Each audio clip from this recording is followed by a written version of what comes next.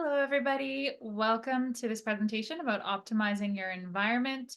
For those of you who don't know me, my name is Zara Dureno, and I have a bachelor's in psychology and neuroscience and a master's in occupational therapy. And I've been working for the last 4 years, 4.5 years in neurological rehab. So I work a lot with people with concussion and with chronic fatigue, long COVID, chronic pain, that kind of stuff. And today we're going to be talking about different ways that we can optimize your environment for all sorts of different kinds of things that you might be dealing with. With Dr. Arsenault's patients, we tend to have a focus on things like chronic fatigue syndrome and long COVID. So I'll be making mention to that throughout this presentation and kind of how we tie all these things together. So yeah, let's get into how we can optimize the environment. So I really like this quote when I was kind of looking into this stuff and preparing this presentation.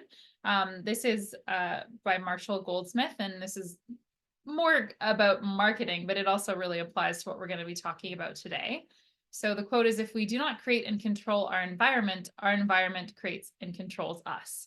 So there's always this unconscious sort of feedback that we're receiving from the environment that we're in, and creating a very comfortable and interesting and sensory enriching environment for ourselves can make a really big difference. So that's what we're going to be talking about today, is how can we create the most comfortable and enriching environment for ourselves, and B, how can we create an environment that's going to work with our sensory needs. For a lot of people who have chronic fatigue syndrome or long COVID, it might be that you spend a lot of time in one environment, right? Like in a bedroom or in your apartment or house or whatever it is, right? So we want to see how we can optimize that to the best of our abilities. Also, it might be that you might have sensory difficulties, right? So a lot of people have a lot of sensitivities to sounds, to smells, to visual stimulus. So there's other ways that we can optimize our environment that are going to help with that as well. So that's kind of what we're going to be touching upon. So the first thing that we want to start to think about when we are thinking about our environment is, what are the goals of your environment, right? So if you were like an architecture, if you were in architecture and you were designing a building, that's the first thing that you're going to be thinking about, right? Like, what are the goals of this space? What are we trying to achieve? Do we want this space to be super relaxing and restful? Do we want to have focus? Do we want this space to, have like a work focus? Are we looking for more creativity and play, or are we looking for this space to be socializing? Because if you can think about it, if you're designing a space, like um, a very good example of this is like Google. If you've ever seen Google's offices, they're incredibly designed, and they're designed in a way that they really want to optimize work, and then they also want to optimize play. So they have areas for breaking and for socializing that really emphasize play, like table tennis and things like that. And then they have areas that are much more focused on work. So for your own environment, wherever you spend the most time, whether it's at work or if you're at home, then how could we really make sure that it's in line with the goals? So is your bedroom, if you're spending a lot of time in your bedroom relaxing and resting, is your bedroom super comfortable for that purpose? Or if you're spending a lot of time in your living room and you would like that to be more of a socializing place or a place where you have a bit of play or creativity, then we can optimize towards that. So the first thing we want to think about is, what are our goals? The next thing we want to think about is, who shares your environment?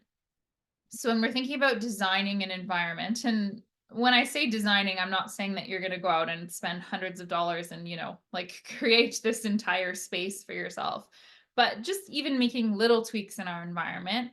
We also want to think about the outside influences, or if we have shared goals with other people in that environment. So while your goal might be to rest and relax, somebody else's goal might be to work, right? So we want to make sure that the goals are aligned, and having conversations about your shared environments. Like, maybe there is something that you want to discuss before making a change.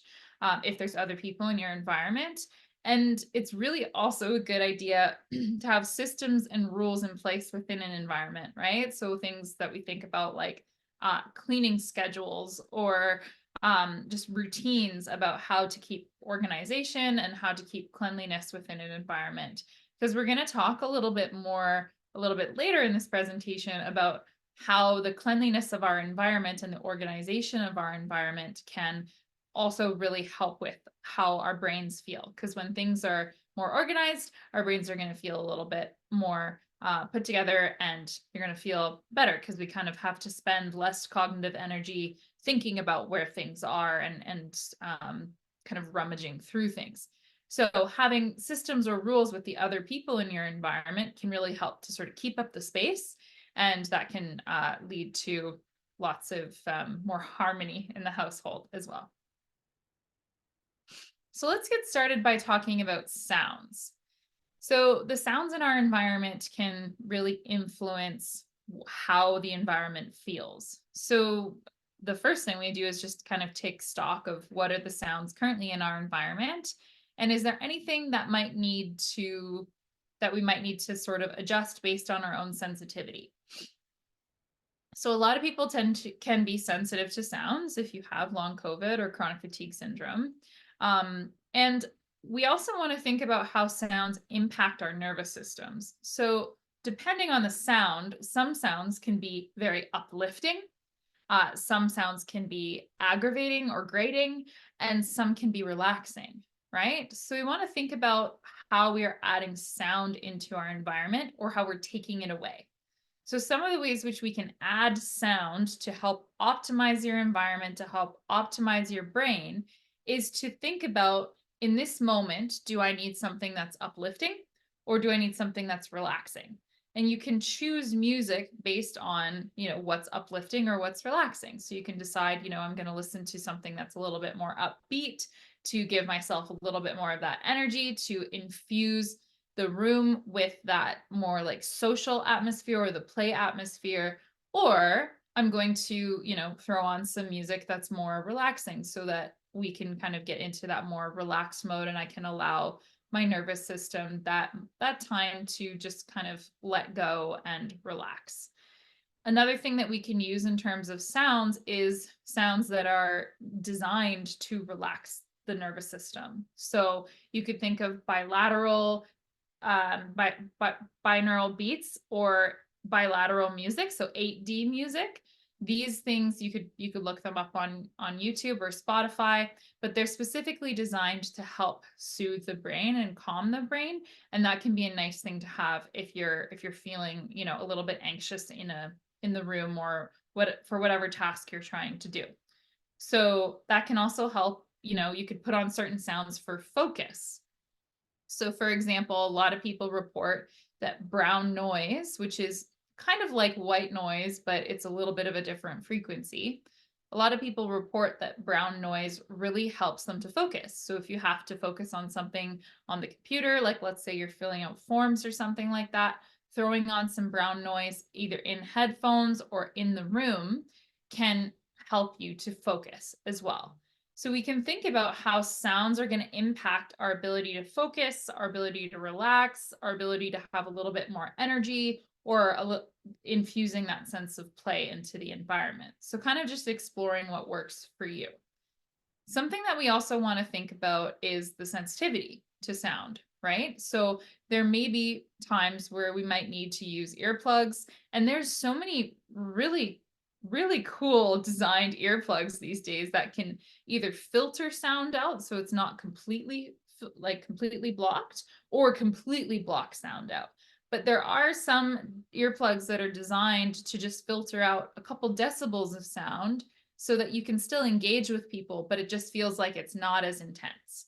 The one caveat that I will say around earplugs or sunglasses or things like that when we're thinking about sensitivities to lighter sound is that we don't want to overly rely on them. We still want to be able to expose yourself to some sound or some light, because it's not going to be great for the nervous system if you are completely shutting it out and then try to expose yourself to it again, because we can't completely avoid sounds or light forever. So it is important to give yourself a little bit of exposure, but then also to bring that down whenever you feel like you need to.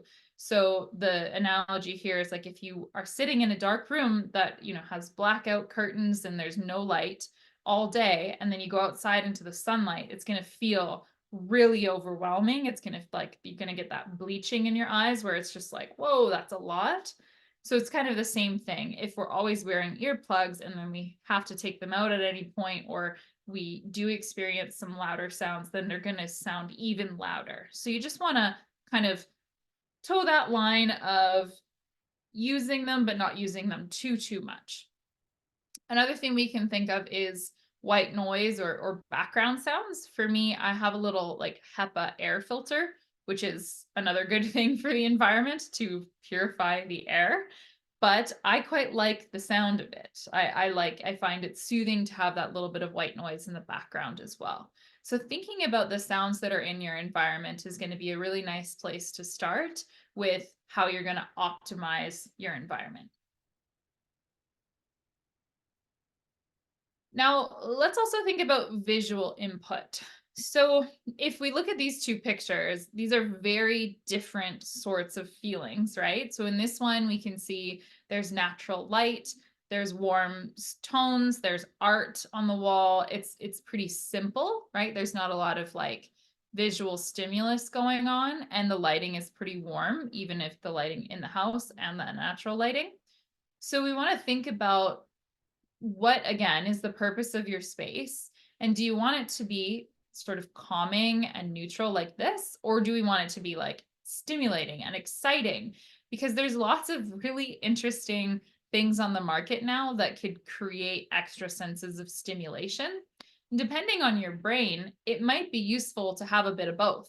So it might be useful to have, some options for relaxing and soothing, and some options for a little bit more stimulation. Because sometimes if we're feeling really groggy and tired, having visual stimulation or having a little bit of sound stimulation can actually kind of nudge the nervous system into a little bit more activation, which can be good for some of us, depending on your visual and sensory sensitivities. But yeah, there's a lot of really cool things on the market that can change the color of lighting in the home, like LED strip lights, or just different lamps and different colors. And there's so much out there. I think in the last 5 years, it's kind of blown up quite a bit. So you can really go pretty far with designing your environment. There's also those hue lights that you can put into individual lamps or lights in your house, and you can change the color of them. You can kind of design them differently depending on how you're feeling. So we also want to think about imagery, because we're constantly taking in subconsciously the things that are around us visually. We are highly visually dominant creatures. And even if you feel like, oh, I'm not actually paying attention to that, there's a small part of your brain that is. So we do also want to think about the art that's in your space, or the visual images that are around. Are they uplifting, and do they make you feel good? Or is there a sense of uneasiness with some of the stuff? Or is the subject matter, that which makes you feel not great? So thinking about surrounding yourself with images that actually make you feel happy, even if it's like, pictures of people you really care about, pictures of your animals, art that makes you feel good, that kind of stuff. Even if it doesn't feel like you're picking up on it consciously throughout the day, you are picking up on it subconsciously. So choosing decorations for your house that make you feel good. Good lighting makes a really big difference, right? The flicker in fluorescent lights can bother a lot of people. So especially if you have visual sensitivities, it's highly likely that a less warm light or a fluorescent light will be very aggravating. So changing your bulbs to be warm bulbs, or having more natural light come in, can be a really good idea. You could use warmer lights. You could use lamps instead of overhead lights. You could use candles. If you want something more energizing, then LED strips, sunlight, or even sun lamps, which are, pretty very bright, that can be more energizing. And then we also want to consider the impact of our devices, right? Because our devices have a very high flicker rate as well. So when you're looking at a screen, if you have difficulties with going on a screen for a long time without being really cognitively fatigued, part of that is because we're processing all of this flickering light that is coming at us through the LEDs on our screen.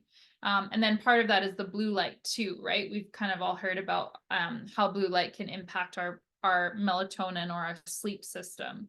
So we also really want to consider how frequently we're on our devices, or at least looking at the screen, versus how often we're doing things a bit more within the natural realm, like looking at a physical book, or drawing or painting or journaling or whatever it is that's not on a computer. So we also want to consider how much we're using our devices in this whole thing with light. Another thing I want to touch on with natural light is that it's just so good for us in a lot of ways. And I know that when you have long COVID or chronic fatigue, it can be really hard to get outside and to get that natural light, because going for a walk could create the PEM and stuff like that. But the most that you can do to get outside at least once a day is, even if you're just sitting outside for a little bit and not walking around, absorbing natural light is super important for our eyes, for our brains, for our energy. So getting that natural sunlight can be really, really useful as well. And as much natural sunlight as we can get into our homes, that can influence our mood as well. Obviously, we have to think about all of these things within the context of how much money we have for these things and where we live, and the design of the house might be limiting, but there are ways around it too, right? Like physically going outside or something like that. We also want to think about colors. So if you've ever taken a marketing class, or you know anything about sort of like the color psychology theories, it's super, super interesting. But our minds are very highly influenced by colors. So for example, a lot of people find the color blue really relaxing, or warmer tones, or the color green.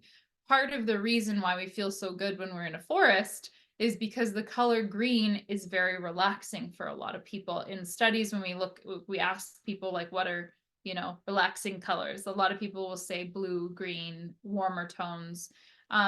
There's also a color called drunk tank pink. And the reason it got that name is because in Europe, they ended up painting the insides of the drunk tanks that they had this specific color of pink. And they found that this pink helps people to relax quicker. So that's the reason why they painted it that color. So you can think about, and it's going to be personal too. So, like research says that green is a soothing color. It might not be for you. So it's worthwhile thinking about, what are the goals of my environment? And if the goal is to make your environment nice and relaxing, then could you choose a tone or a color for you that is most relaxing to you? Maybe we just don't really think about it. We're just like, oh, that's pretty, I'm going to use that color. But if we start to think about it as like, oh, how is this color influencing me? Then that can make a difference in terms of how our environment is influencing us. So just thinking about it in that kind of way. A lot of times people find energizing alternating colors. So you can see in this image, there's a bunch of different colors. And especially if they were flashing different colors, that would be energizing. If you go to a show, there's lots of different lights and lasers, and there's a lot of things happening. That's part of the energy, right? Is that it's alternating and it's a vibrant sort of palette. So you can think about what that would mean for you specifically, and then start to explore with how you could add that to your environment. And again, it might be just getting a little bit creative in terms of how you would add that into your environment without, having to paint an entire wall or something like that, but just, adding little splashes of color with like alternative little things like art or pillows or things like that. Then we also want to think about our tactile input. So it's interesting to think about these things in the context of, we don't usually seek out like a pillow because it's the most comfortable thing. It makes us feel super, super good. Oftentimes it's like, well, this just goes with the color palette of the room or whatever, right? But we want to think about how what we're adding to our environment, how that makes us feel. So what we want to do is start to get like, fuzzy blankets, comfortable pillows, potentially a weighted blanket. A lot of people really like that for regulating their system.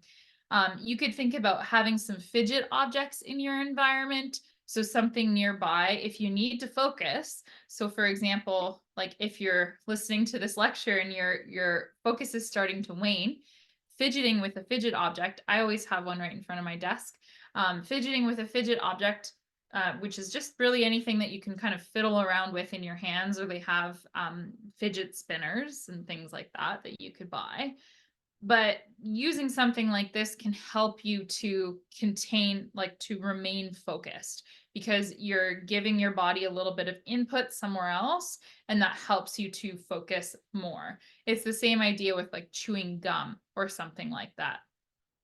We do want to make sure that we are kind of balancing out our comfort too. Like, again, depending on the goals of your environment. If your goal is to get up and get moving a little bit more, then if it's the most comfortable thing in the whole world, we might be a little less likely to do that. So you also want to think about how to sort of have the Goldilocks zone of comfort versus also, am I designing this to feel like I want to get up and want to do other things in my environment as well? Also think of smells. So thinking about what kind of smells are soothing or energizing for you.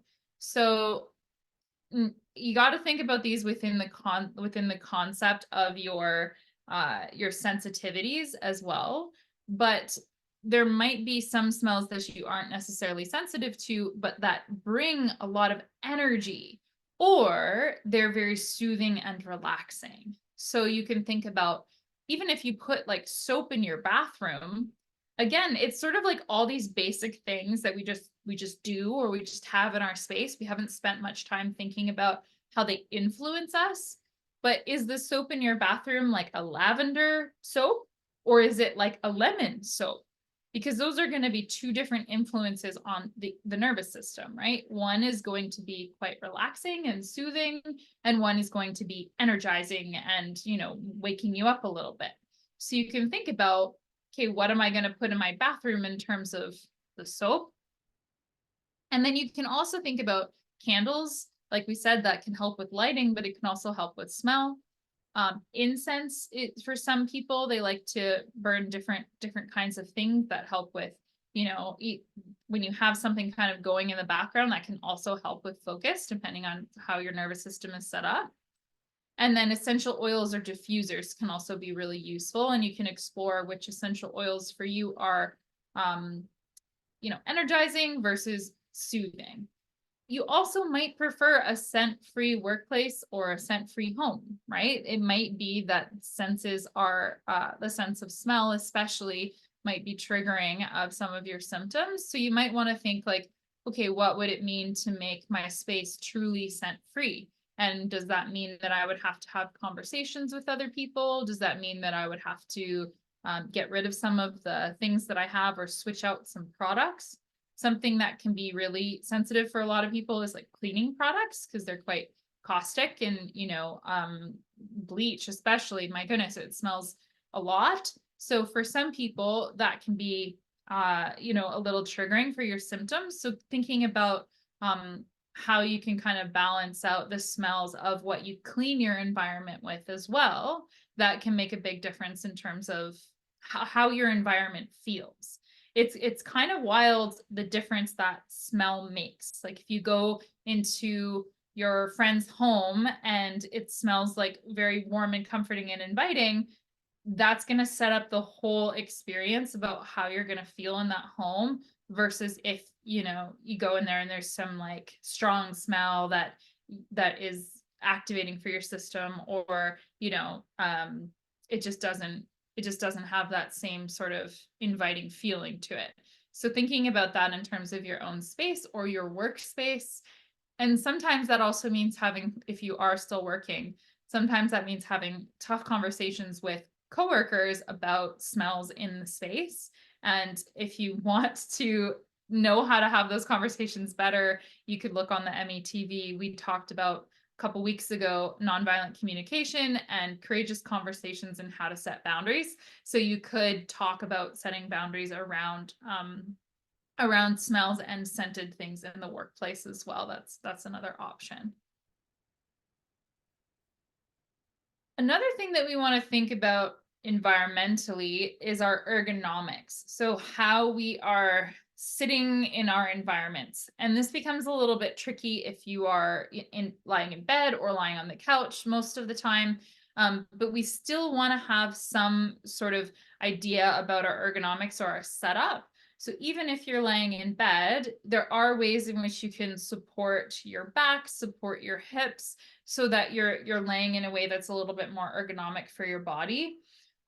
Because the main principle with ergonomics is that we want to have our joints stacked. So we want to have, our head and neck over our shoulders.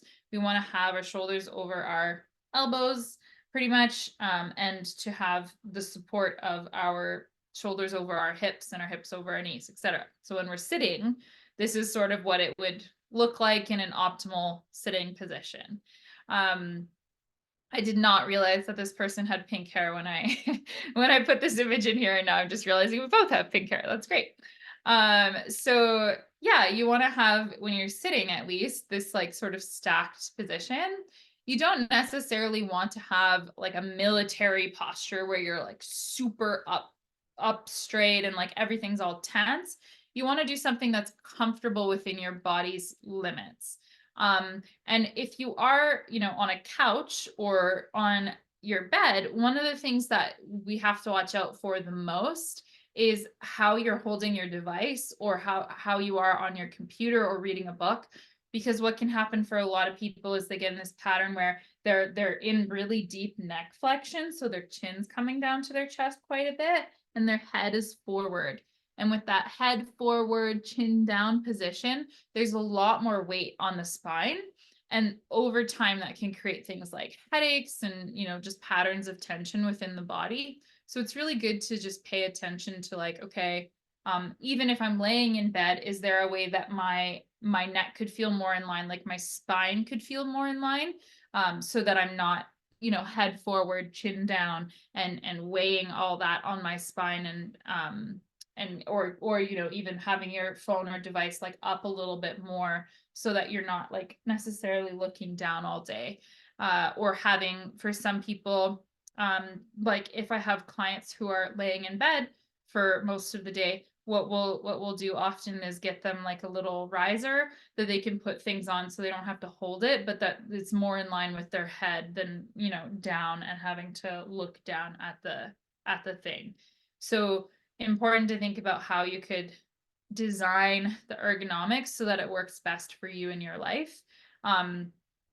If you're thinking about, so this is obviously desk ergonomics, there's not a picture that I could find online of optimal like laying down or sitting down ergonomics, but like for not desk work, but sitting down more for comfort.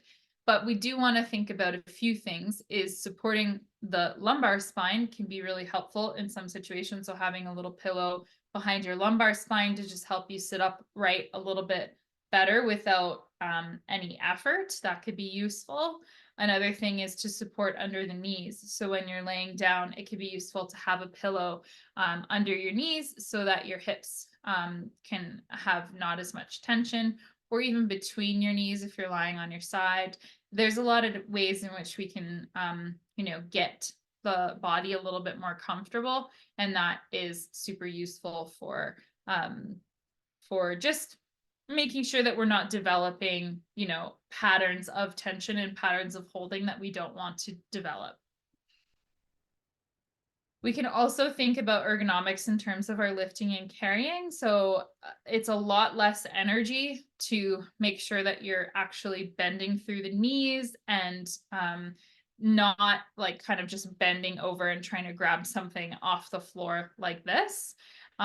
So even if you're just kind of moving throughout your day, just thinking about moving through your day with those proper sort of mechanics, it's going to give you a lot more energy if you're able to spend less energy on improper body mechanics of lifting or carrying or reaching for things. We will spend a lot more energy if we're tense in areas we don't need to be. So just thinking about that as you're kind of moving through your day. Am I moving in a really natural way? And what does that look like for me? So we have been going for half an hour. So just to respect everybody's energy envelope, we're gonna take a little bit of a break. So we'll take about a minute and you can take some nice deep breaths, maybe close your eyes, maybe refresh your sitting position a little bit.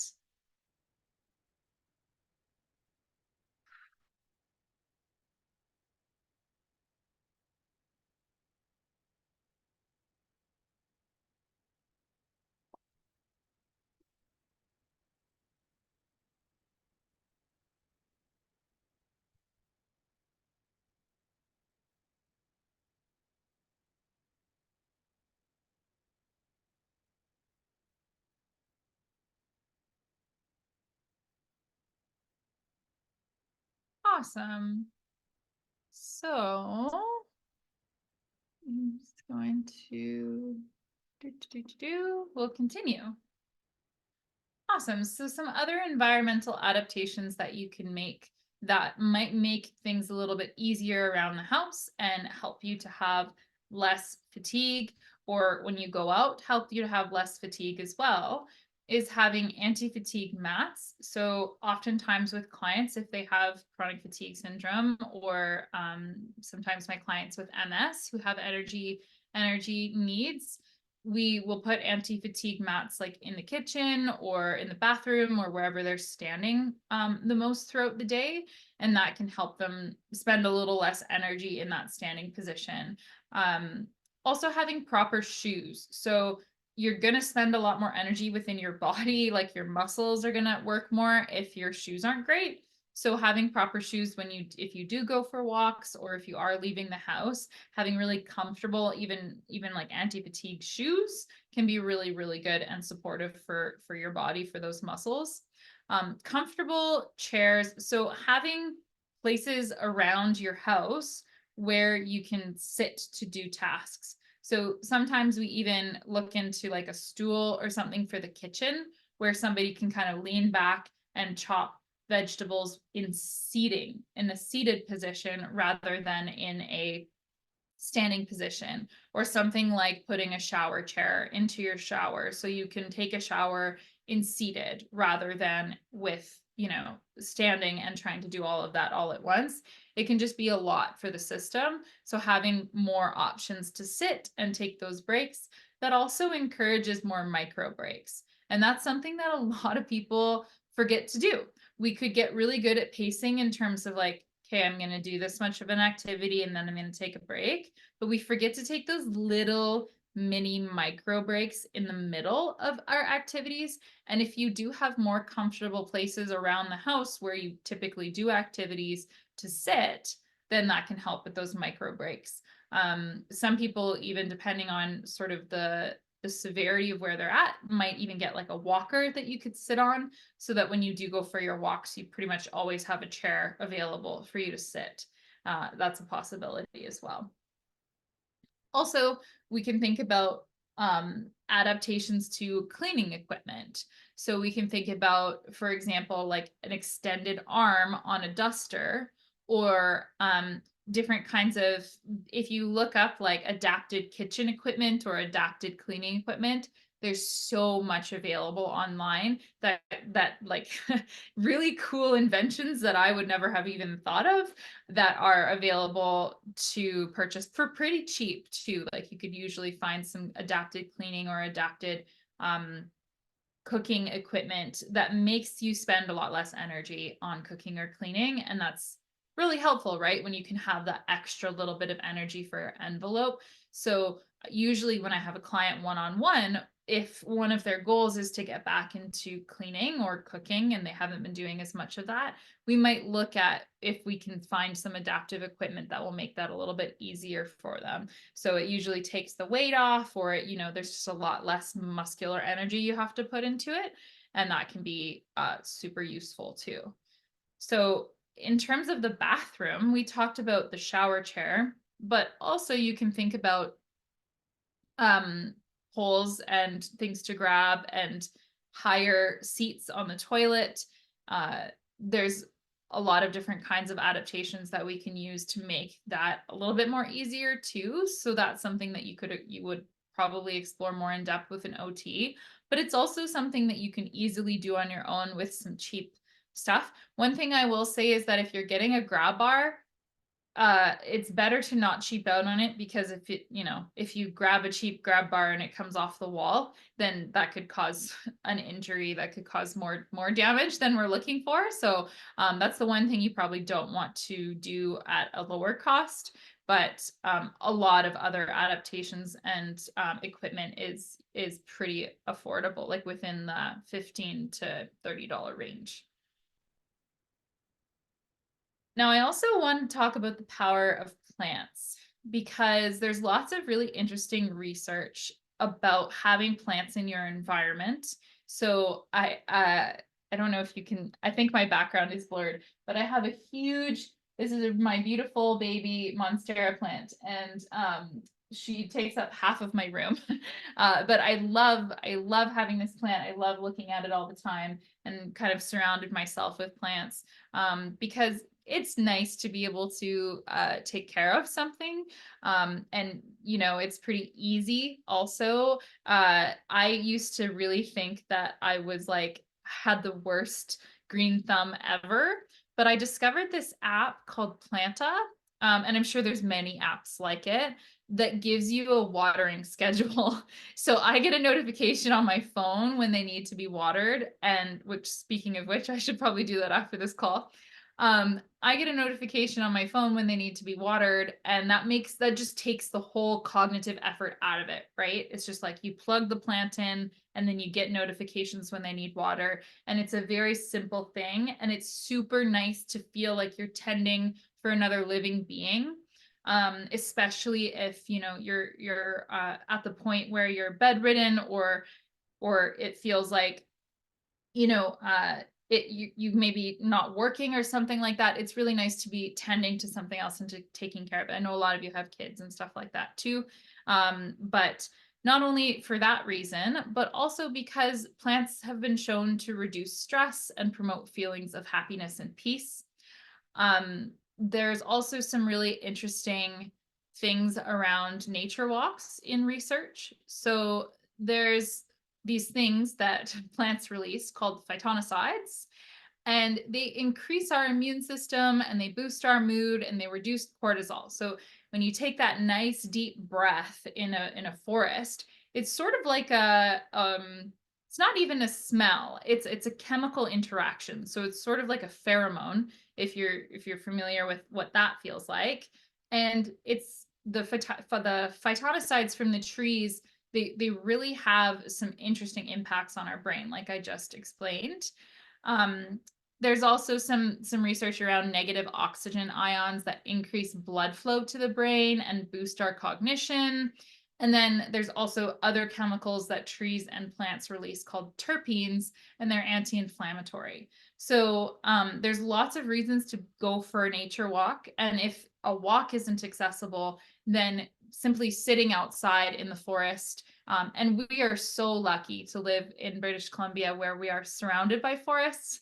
I grew up in Ontario, and the biggest chunk of forest was like a 1 kilometer walk right next to an industrial wasteland. So we are super lucky to live here. And there are many forests that are accessible, and you could drive right up to them or have somebody drive you there. And some of us have it in our backyards too. So just hanging out with trees is good for you, as hippie as that sounds.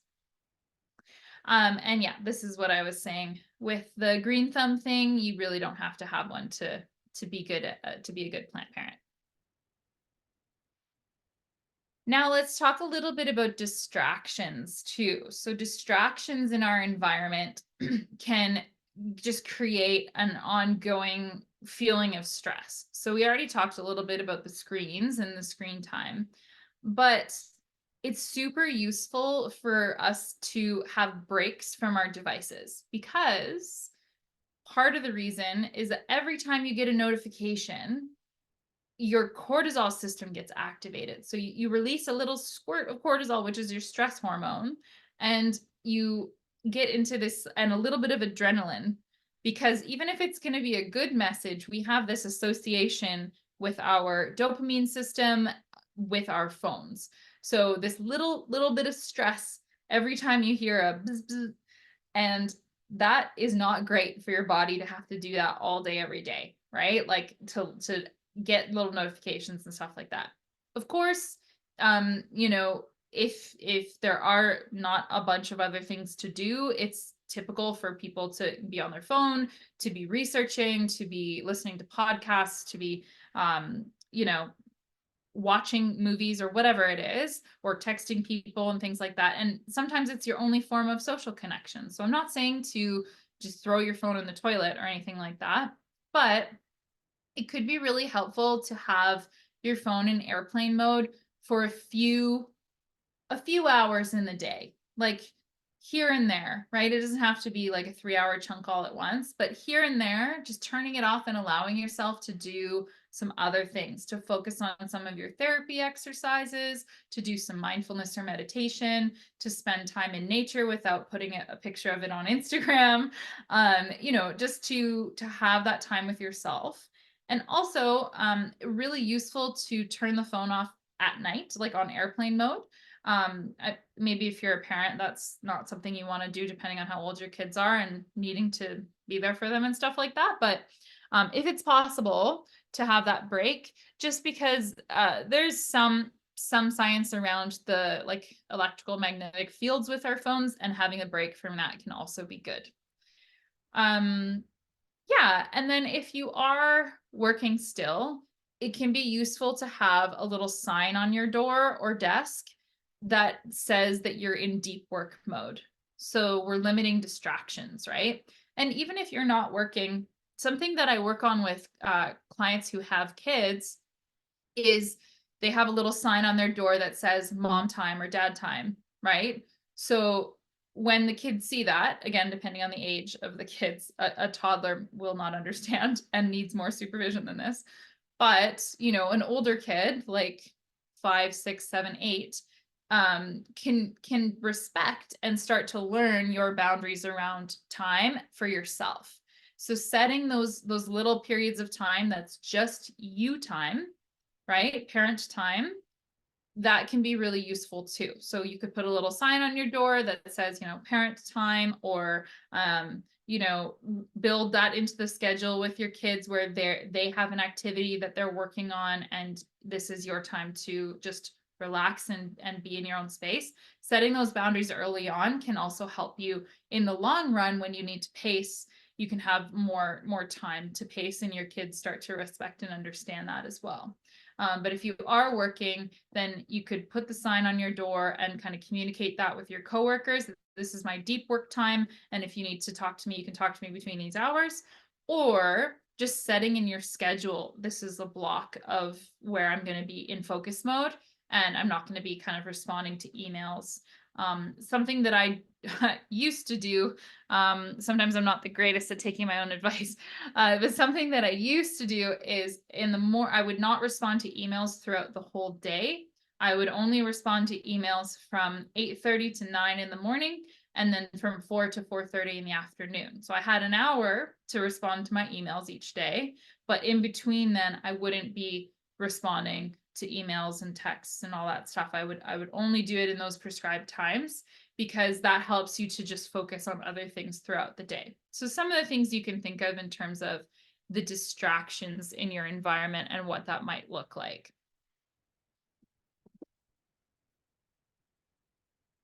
Another thing to consider is to that we need changes in our environment too. So it doesn't necessarily mean that you have to go and do something, wild and different, but just mixing it up every once in a while can help keep our concentration, can help keep our interest, can help maintain our health.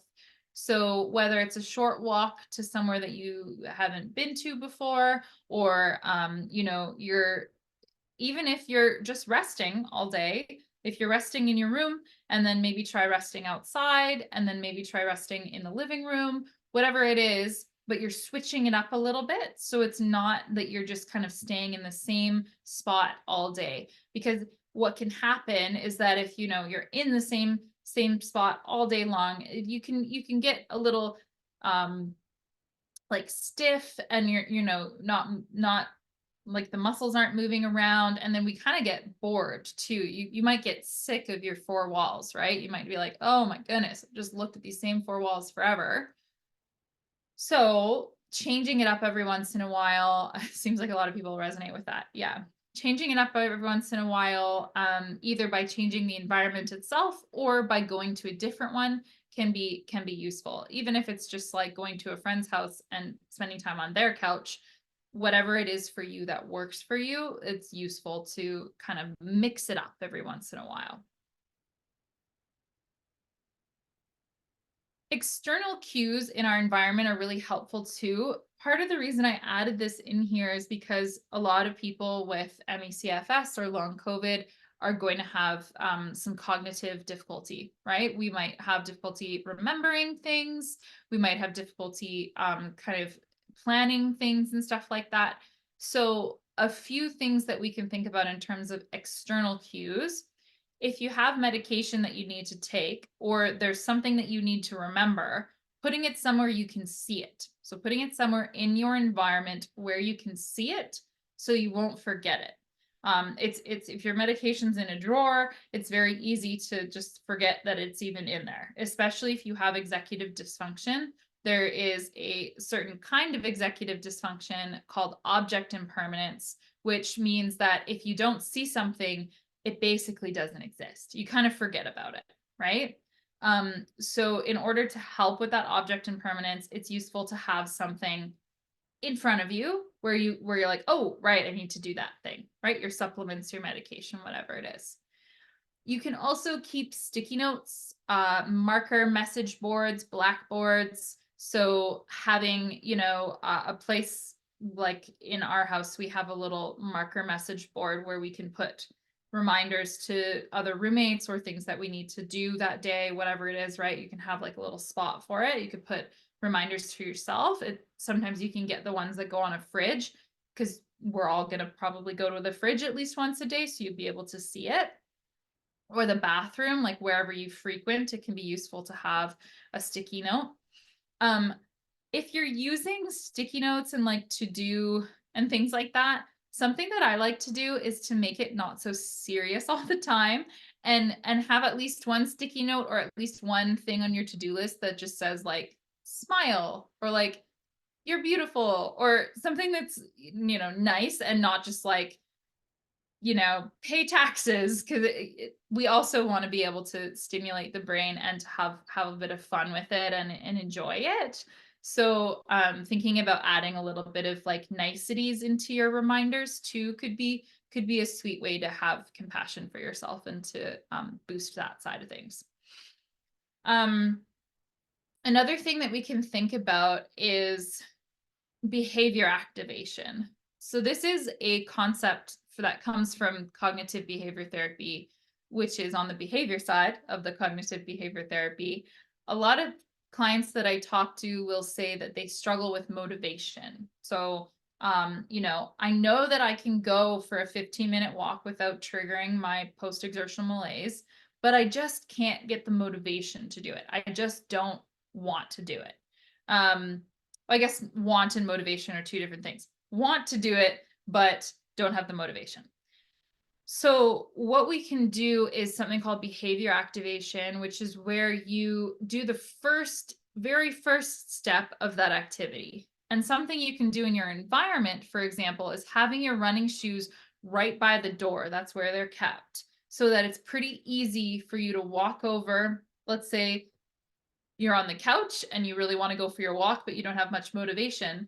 What you'll do is convince yourself to do the first step of that activity, which is walking over towards the door. So you're going to say, okay, I'm not going to necessarily have to get the motivation and convince myself to do this 15-minute walk, but I am going to convince myself right now to get up, walk towards the door, maybe put my shoes on, and take one step outside. That's all you have to convince yourself to do. And if that feels like too much, you're just convincing yourself to walk towards the door and to look at your shoes. So when we do that, it's sort of like this momentum that builds. So we end up building our motivation towards doing the thing. So it's sort of like, if you used to run and you would be like, okay, I'm just going to go to that next pole. Oh, you get to the pole. Well, okay, I'm going to go to the next pole. It's sort of that same concept of like, well, I'm already here. So here we go. It's like a little psychological trick for yourself. So that's something you can think of in terms of the behavior activation side of things.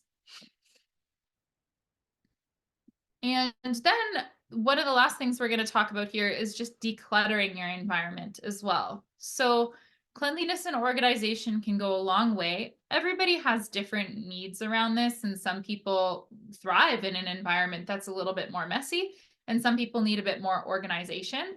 But most people, their brains will be a little bit more settled when things are in the right place.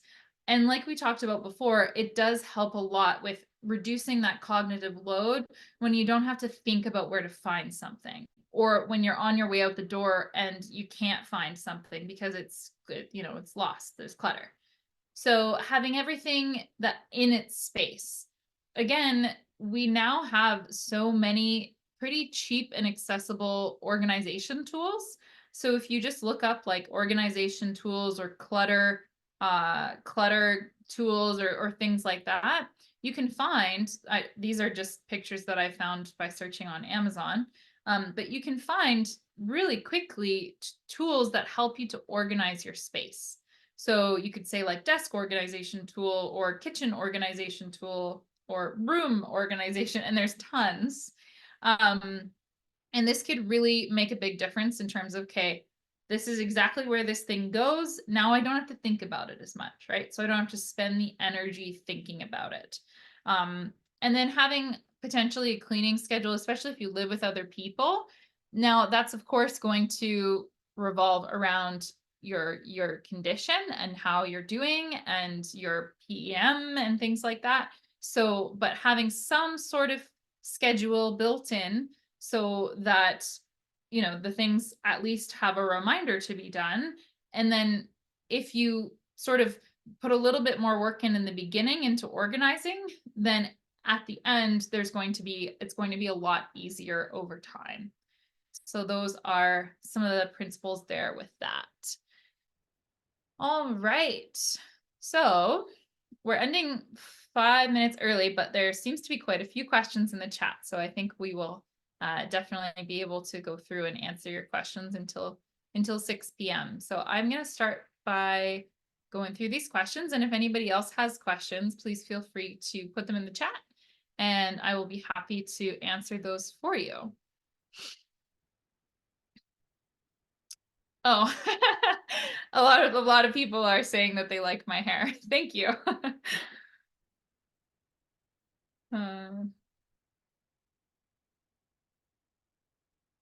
And then someone was saying that living in a renovation isn't helpful for their brain fog. Yep. Definitely. It can be hard when everything's kind of cluttered and all over the place. It can be a little difficult on the brain. So someone was asking, would I recommend the Safe and Sound protocol? So what the Safe and Sound protocol is, I believe it's Peter Levine that designed it. And it's to my understanding, the idea behind the Safe and Sound protocol is that when you're really sensitive to sounds, you're particularly sensitive to grating sounds or like low rumbling sounds because of evolution and because of feeling like a low rumbling sound is kind of like a tiger. So they do protocols to expose you to lower frequency sounds and then have more soothing sounds come in and sort of regulate the system. That's my understanding of it. I could be totally off. And yeah, I've heard some interesting things about it. I haven't really read any studies, but I have had a few clients who used it and said that it was helpful for their sound sensitivity stuff. So yeah, I'm not sure if I would say that I would recommend it because I haven't read the studies, but I just anecdotally, there are some clients who've used it and said that it helped with their sound sensitivities and also helped with their just kind of overall activation of their nervous system and trauma. So someone was saying, are there earplugs that can dampen sound but also not amplify tinnitus? I find regular earplugs seem to amplify the constant ringing in my ears. Interesting. If by regular earplugs you mean the foam ones, then I might try something like I have it over here. What are these called? These are called high fidelity earplugs. I'm not sure if you can see that. But these are designed to filter the sound down into the ear and then just dampen it a little bit. So they're not fully blocking the sound, which could make tinnitus worse. They're actually just, yeah, basically like funneling it a little bit and dampening it down. So high fidelity could be a good option. And then there's also another brand called Loop. And they have earplugs that do sort of a similar thing where they're just dampening sound. Loop has a couple different kinds. So they have ones that shut out sound completely. And then they also have ones that just turn it down a few decibels. I'm not sure how those would impact tinnitus. That would be interesting to kind of to play with and figure out.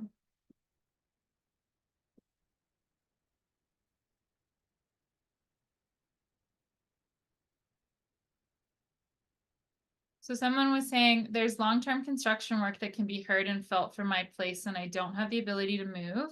They've already used the loops and then white, green, and noise, but still very noise sensitive because of the chronic fatigue, post-concussion. Do I have any suggestions?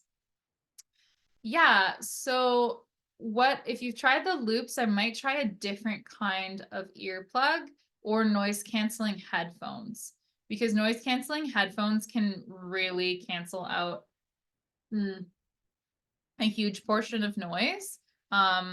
And festival grade headphones as well can be, or earplugs can be useful. So I would check out some other options for canceling the noise. I'm sorry, that sounds like a not the best situation to be in.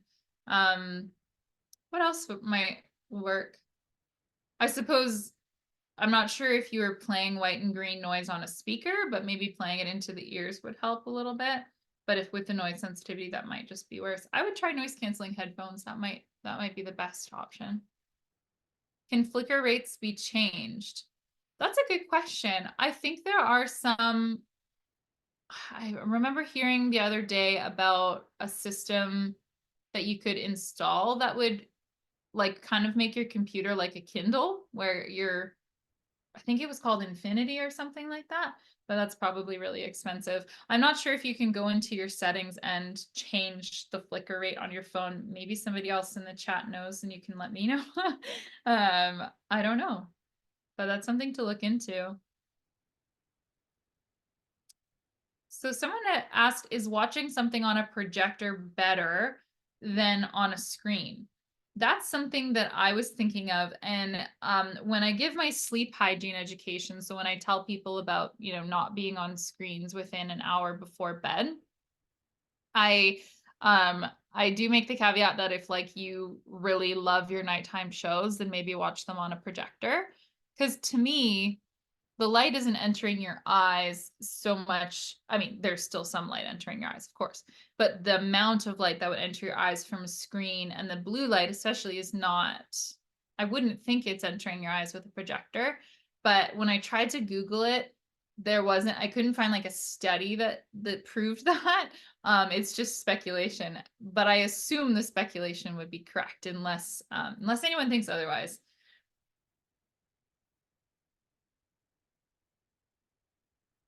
Someone's saying, if I am thinking of getting tinted glasses, would blue, pink, or yellow work best? Not sure about specific in terms of the tinting. There's a lot of controversy about blue light blocking glasses, which is why I didn't really recommend them. A lot of people say that they aren't the most useful things, but then some people swear by them. So it was a little hard for me to kind of sift through what to recommend to clients. So I usually just kind of steer clear of recommending it at all. However, I do have my own blue light blocking glasses, and I find them helpful. I think it's a personal preference thing.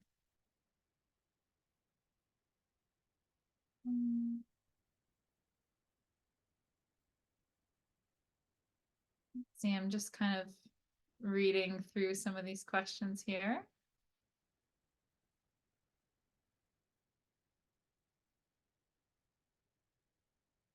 Yeah, so a couple people are mentioning about incandescent light versus LED lights. And that, even warmer tones of LED lights are problematic with the flicker and can cause things like migraines and stuff. And then the question is, should we go back to incandescent? Yeah, I think it'd be worthwhile trying with incandescent lighting and seeing how it feels for your eyes and if you notice that flicker.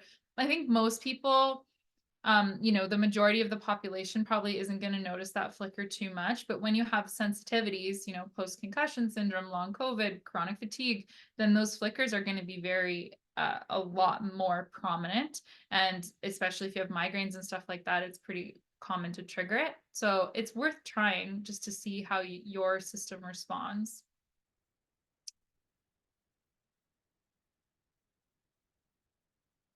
Thank you. They're just reading a longer question here.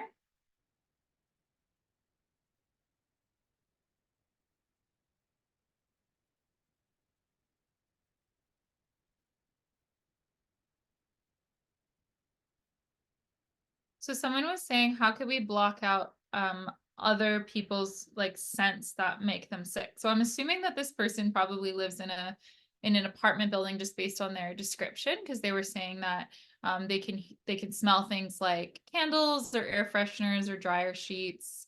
And opening the window, then there's the vents from the dryers and stuff like that.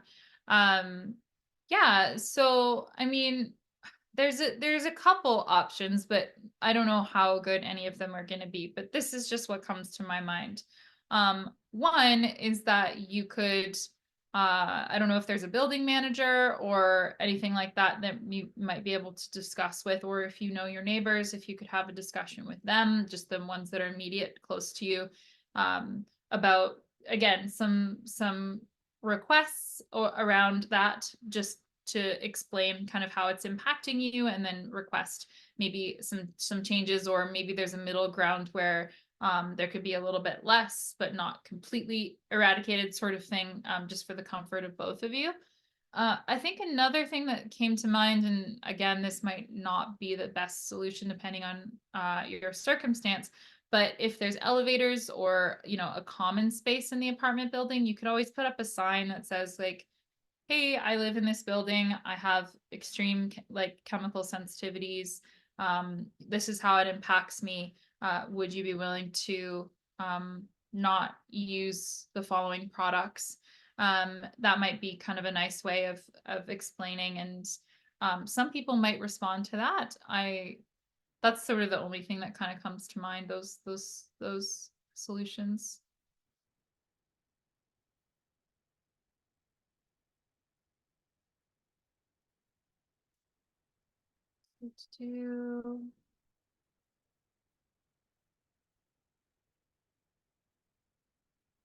Someone was saying that they really like to put pillows under their elbows to support the weight of their upper body when in a recliner. And then someone was saying, please don't promote essential oils or scented candles or incense. Yeah, I guess it just depends on the person, and if you're using them for personal use, you can kind of make your own call around that, depending on what's in them, and yeah, some scented candles and some incense are going to have some things in them that are not going to be the best for us. and then some are going to be a bit more close to the natural plant that they're emulating. So kind of make your own call with that. And obviously, if you're using these things, just be cautious of the people in your environment that might also be affected by them.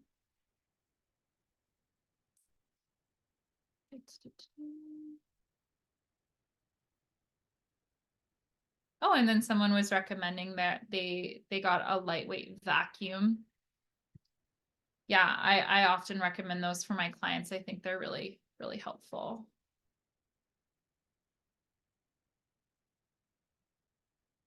Okay, this is an interesting question. Does artwork of plants have the same positive impact as plants themselves? And what about fake plants? I don't imagine that it would have the exact same positive impact, because part of what we're experiencing from plants is the chemicals that they release, is the, the exchange of our oxygen and stuff with the plants in our environment. So that's part of it. But part of it's also the color green and also how the image makes us feel.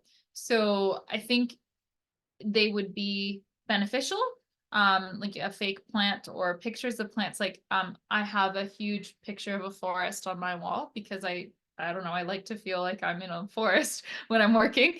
And I think that, yeah, I think it's a useful addition to the environment, but again, it might not be as impactful as plants. Oh, this is a great suggestion. Someone said that automated animal feeders have helped a lot, and they're fairly cheap now.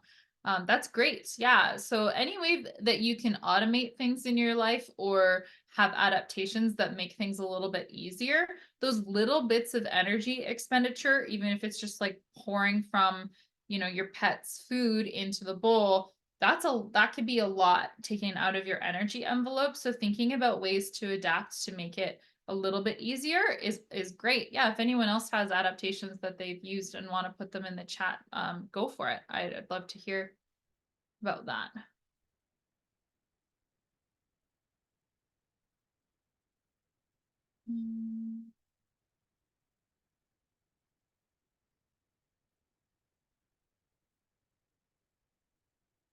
Oh yeah, someone was saying that they're allergic to the leaf litter mold, so they can't have plants, but the solution to that was air plants.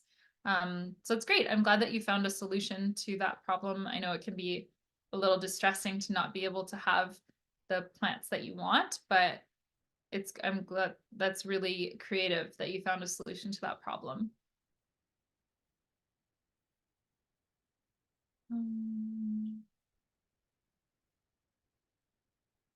I'm just reading some longer questions here.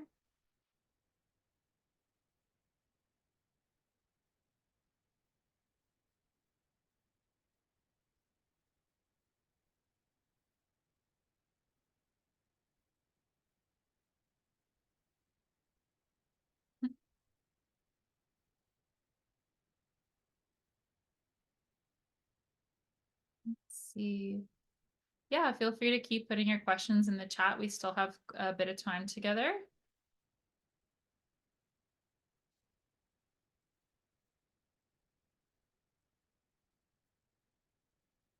Someone was asking a question about what to do if you are living with hoarders. I think it's a pretty serious condition, right? There's a lot kind of that goes into that.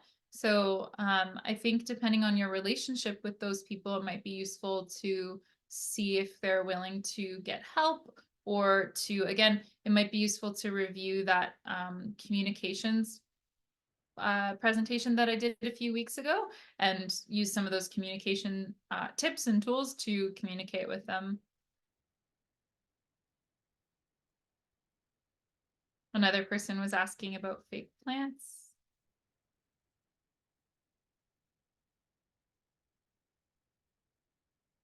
So someone was saying that they can't find an activity to do apart from being on the phone. They spend about 6 hours a day on the phone. So they mentioned that they do puzzles and chess and crossword puzzles.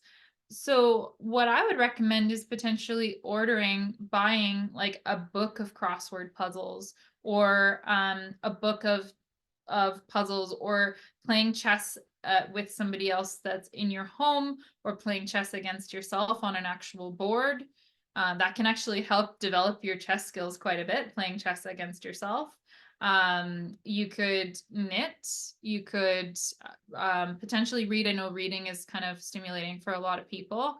You could also listen to podcasts or listen to audiobooks, so you're not actually, you could download them and then turn airplane mode off on, and just kind of listen to them in the background while you rest your eyes or whatever it is. Anything you can think of that's sort of paper and pen based is useful for that. And if anyone else has other examples of things that they do that are not on their phone, but they can still do with MECFS, you can put that in the chat and I'll say that out loud too.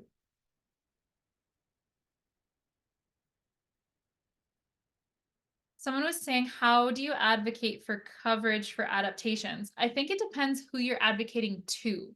So, you know, if it's an insurance company versus like, you know, if you're ICBC or if you're WorkSafe or whatever, having a conversation with your provider, your care provider, your claims specialist about how this is going to really help improve the quality of your life. Or usually when I provide recommendations for adaptations, I explain what the adaptation is, the activity of daily living that, like, for example, cooking, cleaning, that it's going to help, and how it's going to help. And then if you can find anything that sort of supports that evidence, then that's useful too. So sometimes, depending on the adaptation, there might be like a research article about it or something, and that could be useful to include, or just by saying like, this is what I'm struggling with, and this is exactly how this is going to help.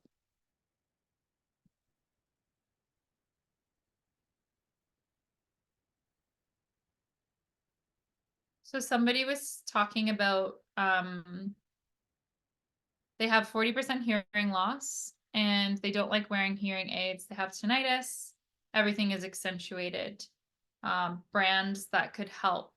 Sometimes people find like if I'm not sure if you're asking for help with the tinnitus or with the sound sensitivity, but with the tinnitus, sometimes people find that having a bit of background noise or white noise is useful, especially if it's something that you actually enjoy listening to and your mind is sort of soothed by.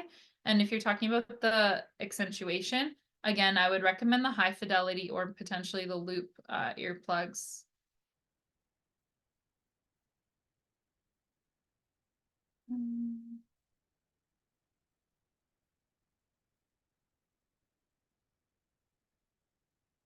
Someone was saying that they have their hand up. I don't know if people can unmute themselves on this call. Sherry Jemison, if you want to try to unmute yourself, you can. I'm not sure if it's a possibility. I think that it might just be the Q&A that's open on these calls. But if it's possible, go for it.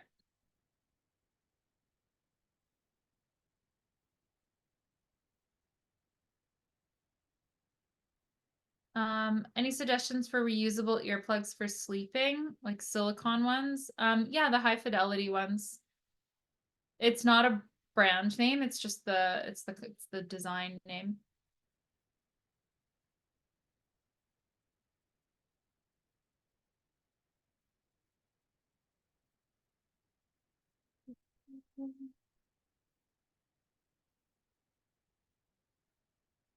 Okay, someone had said that their friend had a really bad concussion, but they set up a projector in his cubicle because he couldn't look at a screen for very long, and that worked. So maybe the projector theory does work. I still think it's useful to have at least an hour to half an hour before bed where you're not on a phone or computer. I think it's useful to have that time for meditation or for settling down.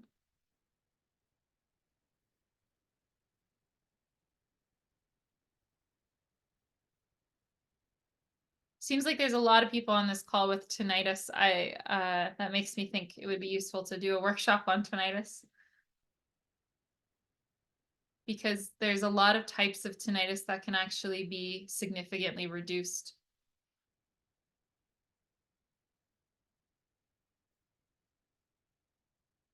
Yeah, lots of thumbs up. Okay. I'll make that suggestion. Someone said that for sensitivity to scents, air purifiers can help to a certain extent. That's a great point. That's an awesome suggestion. I didn't think about that, but yeah, especially if it's like incense or something from your neighbor, an air purifier would probably work really well for that. I guess another thing that I didn't think of before for that first question with the person living in the apartment building who was having difficulty with the scents nearby, if it is incense or like sage or something like that, like this, like it's kind of smoky, rolling up a towel and putting it at the base of your door might help not have the smoke come in your space. Someone said they read a study that pictures of nature reduce stress. Great. Awesome. That's good to know.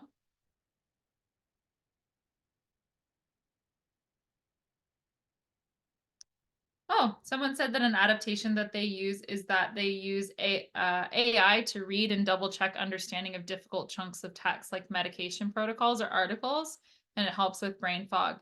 Yeah, AI is such a useful adaptation, and I'm just kind of figuring out how to help my clients with the use of AI because it's kind of new.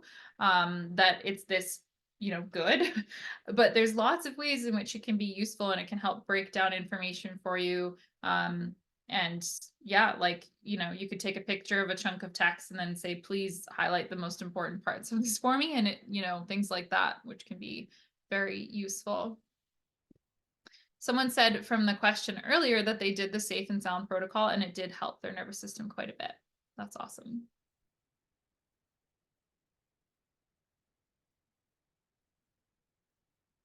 And someone said it's almost always a struggle to get things done, and they'll usually choose maybe going for a walk over decluttering, and then they feel guilty.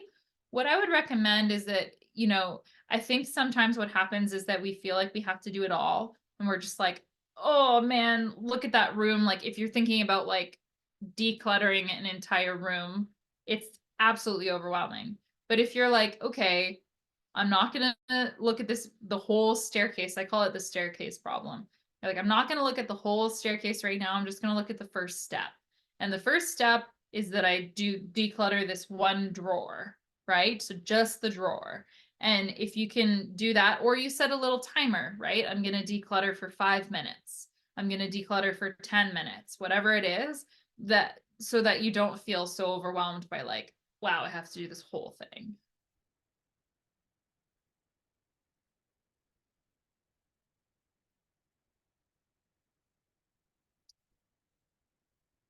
Um, Someone said, do you find that the sensory sensitivities or the sensory gating gets better over time? Yes, absolutely. It will get better over time.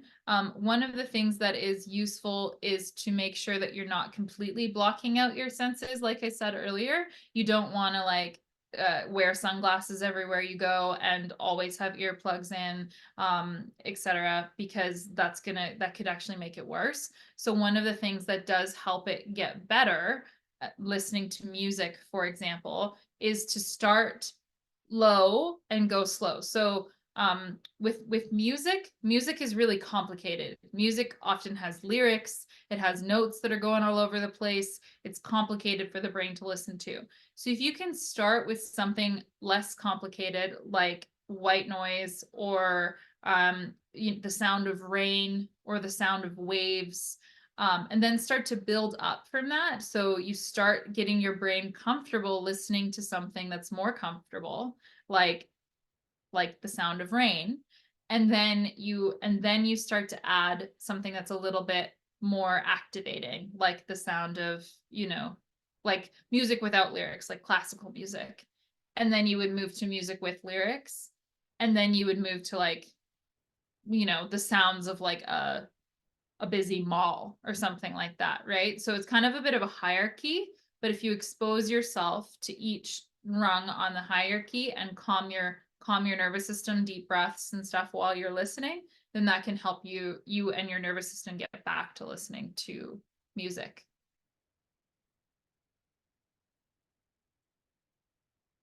Is there a talk on different types of mobility devices like scooters and wheelchairs? I'm not sure. I don't think I've seen one on the METV.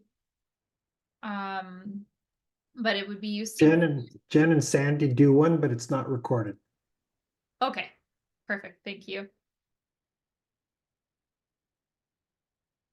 Someone said that neurographic art is easy and fun and extremely brain friendly and supportive. I don't know what neurographic art is, but that sounds interesting. Yeah, that's another one that can be really useful is coloring too. That's a great activity to do. Someone said some advice for the person who was living next to the construction zone. They said that sound absorbing / dampening curtains help a little. I didn't know that was a thing. I knew there was blackout curtains. I didn't know there was sound absorbing ones. That's interesting. Oh, and then someone said some board games also have a solar player mode. Crafts, watercolor. Yeah.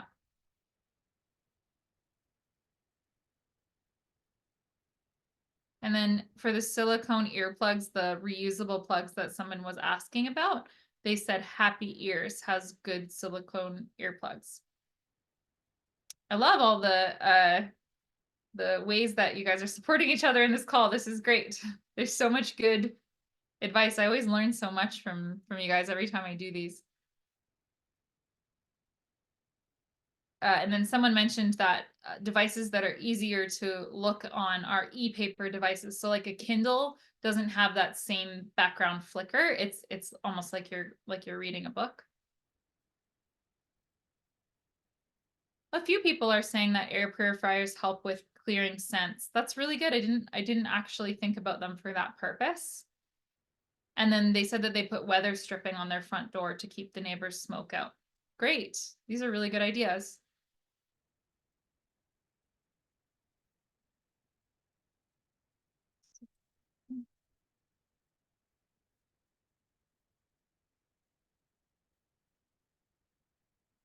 So someone asked if I could go over the safe and sound protocol. So the safe and sound protocol is a whole it's a whole thing of its own. I'm not actually trained in it. So if you Google the safe and sound protocol, I think there's probably lots of articles about it. But I think it's behind a paywall to do the actual program itself.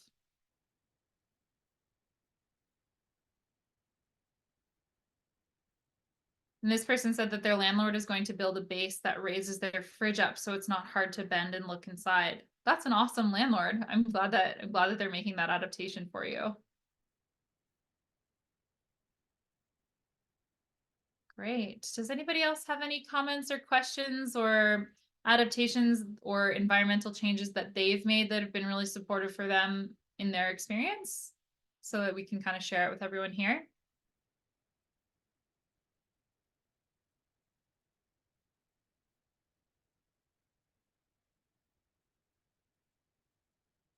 Are we all feeling a little tuckered out from this? Oh, mechanical bed. Yeah, that's a great idea.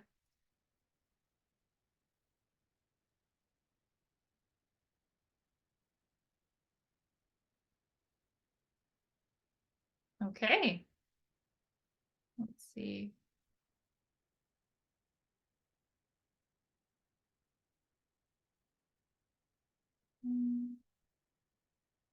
Oh, a couple more things have come in here.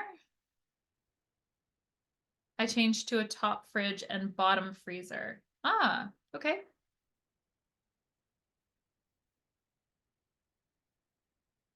I use a drafting chair, back and arms in the kitchen. Yeah, that's a good idea too. And the mechanical love seater couch. Yeah.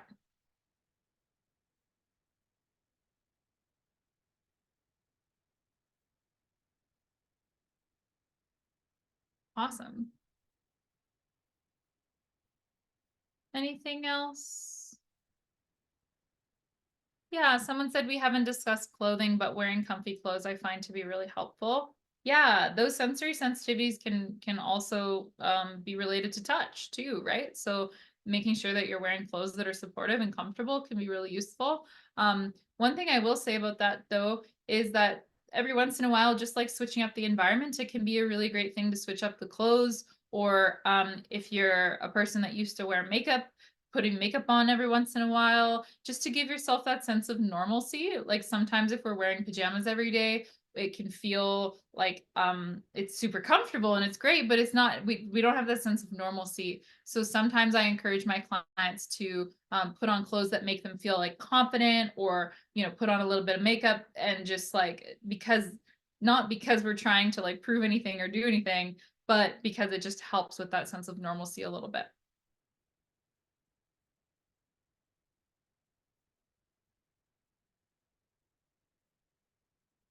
Yeah, someone was also saying that there's an AI tool called Gemini, and instead of scrolling through, results, they can just ask it questions. I do that a lot too when I'm not doing like in-depth research. If I just have a question, instead of Googling it, I'll often ask AI, because it's you don't have to sift through like a bunch of Google results, and you can get a pretty straightforward answer.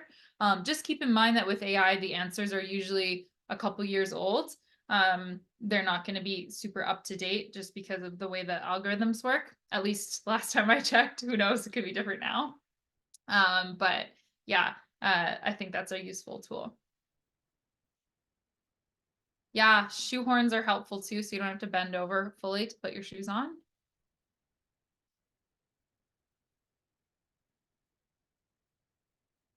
This is really great. I really like that everyone has so many adaptations to share with each other.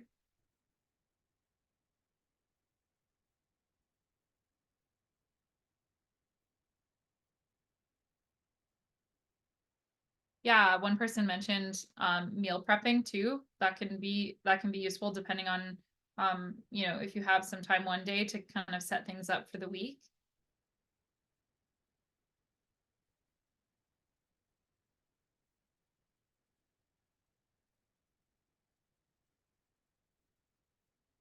Oh, that's really cute. Someone said that they have a stool in their kitchen, but now they also have one for their cat.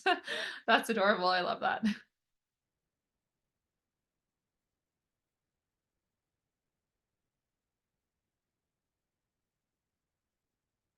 Um, Great.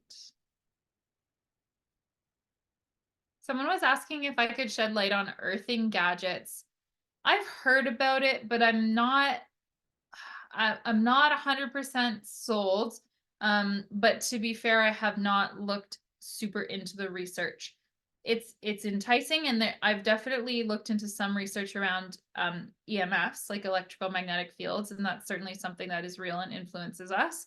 But in terms of the earthing gadgets, I don't know enough to make a solid comment on that.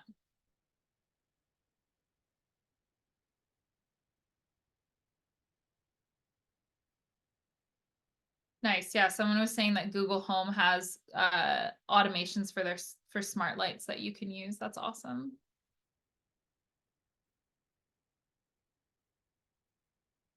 Okay, fantastic. So we have made it to 6 o'clock, and thank you all so much for all of your wonderful suggestions, and for supporting each other and helping each other. Having a community that's kind of going through what you're going through is really, really useful for, just feeling supported, and you guys all together can make such a good community. If you want to contact me, you're welcome to have you can email me. That's totally fine. Or you can find me on Instagram and TikTok. You can also find me on Eventbrite. I host hypnosis sessions, and I'm also doing courses with Dr. Arsenault all the time. So you can join those if you'd like as well. I hope you have a really wonderful evening, and I look forward to seeing you soon. Take care.